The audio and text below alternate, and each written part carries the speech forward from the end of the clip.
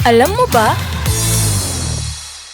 Mainit na sabaw, mahahabang noodles at iba't ibang toppings.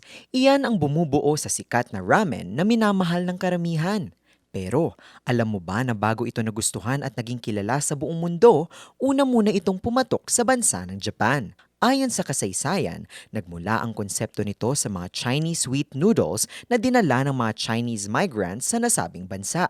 May mga tala na ang isa sa mga pinakaunang Hapon na nakatikim ng noodle soup ay si Mito Mitsukuni, isang samurai at feudal lord ng Mito clan noong 17th century.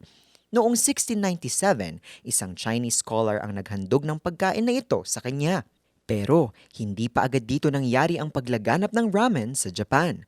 Noong 1859, binuksan ng Japan ang Port of Yokohama para sa mga foreign vessels kung saan maraming Tsino ang dumating na nanirahan doon at nagtayo ng Chinatown. Dahil dito, naging karaniwan na ang Chinese noodle soup sa mga port towns ng Japan simula noong late 19th century. Noong 1910, isang Hapones na si Ozaki Kanichi ang nagbukas ng kauna-unahang Chinese noodle soup special store na tinawag na Lailai Ken sa Asakusa District sa Tokyo, Japan. Ang laylay ay nangangahulugang halika-halika sa Tagalog at ang common suffix na ken ay tumutukoy sa mga Japanese eateries noong pre-modern times. Pero noong 1923, winasak ng Great Kanto earthquake ang Tokyo at Yokohama at nauwi ang mga ito sa matinding pagkasira. Dahil dito, maraming noodle shop ang nasira. Pero, paano sumikat ang ramen dahil sa mga kariton? Dahil napinsala ang mga Chinese noodle shops, nagsimulang sumulpot ang mga noodle carts sa mga kalsada na nagpasimula ng pagsikat ng pagkain ito sa Japan. Mula sa mga daungan, dinala ng iba't ibang Chinese na negosyante ang ramen sa iba pang parte ng Japan dahil sa mga carts o tinatawag na yatay.